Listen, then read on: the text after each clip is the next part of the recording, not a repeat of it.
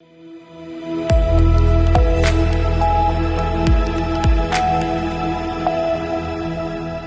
के बाद स्वागत है आप सभी का सी न्यूज भारत में। खबर झाबुआ से है, जहां जिले के ग्राम झकनावदा में ननिहाल में शांतिलाल मिस्त्री के घर रहकर सरोज मिस्त्री ने नाना नानी की सेवा के साथ साथ अपनी कक्षा 1 से 12वीं तक शिक्षा झकनावदा में प्राप्त की। सरोज मिस्त्री ने स्नातक biotechnology computer science PG college Dhar से किया।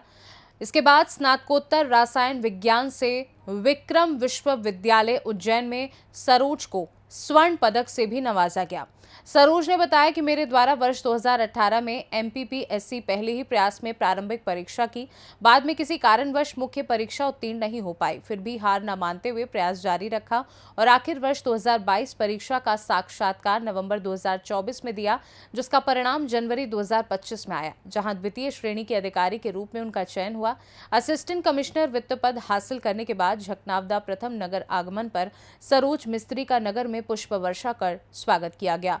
तो वहीं ब्राह्मण समाज, सकल जैन समाज, सीरवी समाज, स्वर्ण समाज द्वारा शॉल साफा बंधवाकर माला पहनाकर स्वागत किया गया। साथ ही सरोज को सभी ने बधाइयां दी। सरोज मिस्त्री अब जब परीक्षा उत्तीर्ण कर अपने ननिहाल झकनावदा पहुंची तो सरोज का बड़ी संख्या में एकत्रित उनके परिजनों, उनकी सखियों एवं नगरवासियों ने पुष्प वर्षा कर माला पहनाकर भव्य स्वागत किया। वहीं सरोज आज के social media, Instagram, Facebook, WhatsApp, Telegram आदि के इस दौर में अन्य लड़कियों के लिए भी मिसाल बनी। इस दुनिया से भी एक लड़की के लिए एक अलग दुनिया होती है, जहां मान सम्मान के साथ साथ अपने माता पिता, नाना नानी का नाम रोशन किया जा सकता है। सरोज से अन्य लड़कियों को सीख लेनी चाहिए और अपनी बेटियों को पढ़ा लिखा कर उन्हें आगे बढ़ाना चाहिए, ताकि उनकी बेटी भी आगे कुछ बने और अपने करियर के साथ साथ अपने समाज, परिवार का नाम रोशन करे।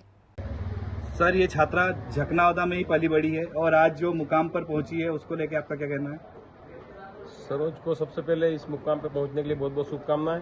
और मैं सभी झकनावदा के युवाओं को ये कहना चाहूँगा कि इससे प्रेरणा लें और जिस प्रकार से इसने विषम परिस्थितियों में अध्ययन करके मुकाम हासिल किया है, सभी इससे प्रेरणा लेकर आगे बढ़े और गांव का नाम रोशन करें। आपका हमारे न्यूज चैनल में बहुत बहुत स्वागत है।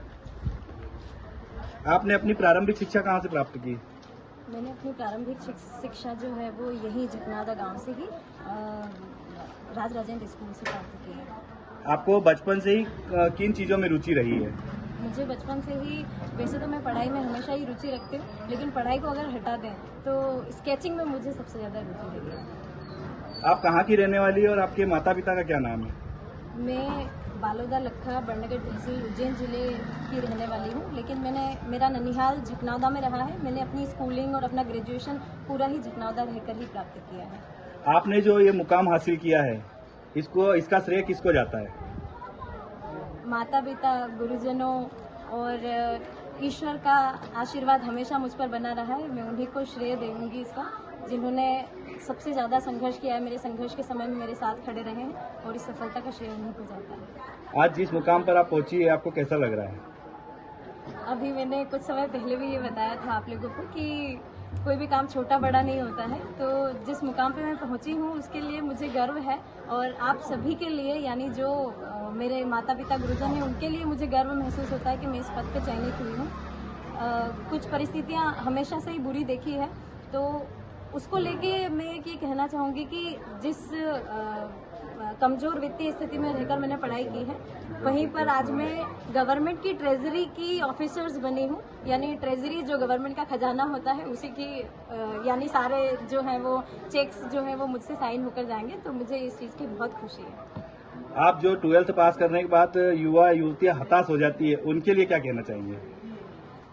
12th पास करना, उस समय बच्चे ये नहीं सोचते हैं कि हमको जो है वो क्या करना है, या अगर उन्होंने सोच भी लिया है तो वो उस मुकाम तक पहुंचने के लिए धैर्य बना के नहीं रखते। तो मेरा बस यही कहना है कि ग्रेजुएशन चाहे जो भी करें, एक तो ये है कि 12th के बाद बच्चे स्ट्रीम चेंज कर लेते हैं। जैसे अगर 11th 12th में उन्होंने फिजिक्स, केमिस्ट्री, बायोलॉजी या मैथ्स पढ़ा है, तो उसके बाद BA करने पहुंच जाते हैं, BCom करने पहुंच जाते हैं। ऐसा क्यों करना है? साइंस बैकग्राउंड है तो साइंस बैकग्राउंड से ही आगे पढ़ो। जो भी जिस भी फील्ड में आगे जाना है, बहुत लगन और मेहनत करते रहो, तो मुझे लगता है कि जिस भी मुकाम पे आप पहुंचेंगे वो बहुत ही बेहतर होगा। आप जिस मुकाम पर पहुंची है उसके लिए कई चुनौतियों का सामना करना पड़ा होगा आपको। जी, उसको लेकर क्या कहना है आपका? चुनौतियां तो बहुत सारी सबकी ज़िंदगी में आती है, यानी अगर आपको एक सफलता का अच्छा मुकाम प्राप्त करना है तो उसके लिए बहुत ज़रूरी है कि आपको संघर्ष का भी सामना करना पड़ेगा। और संघर्ष में आपके सामने बहुत सारी असफलताएं भी आएगी और बहुत सारी कई चुनौतियां आएगी। जैसे मेरे साथ एक इशू हुआ था कि जब रिटर्न एग्ज़ाम होता है तो रिटर्न एग्ज़ाम के पहले मेरे हाथ में यानी अंगूठे में कुछ प्रॉब्लम्स हो गई थी। डॉक्टर ने कहा था कि आपको लिखना मना है और एग्ज़ाम देना है लिखने की। तो ये बहुत एक विषम परिस्थिति थी मेरे लिए कि जब डॉक्टर ने कहा कि आपका ऑपरेशन होने वाला है और ऑपरेशन होके 2 महीने बाद मैंने तुरंत एग्ज़ाम दिया। यानी जब एग्ज़ाम लिखा मैंने उस समय मेरे हाथों में भयानक दर्द था।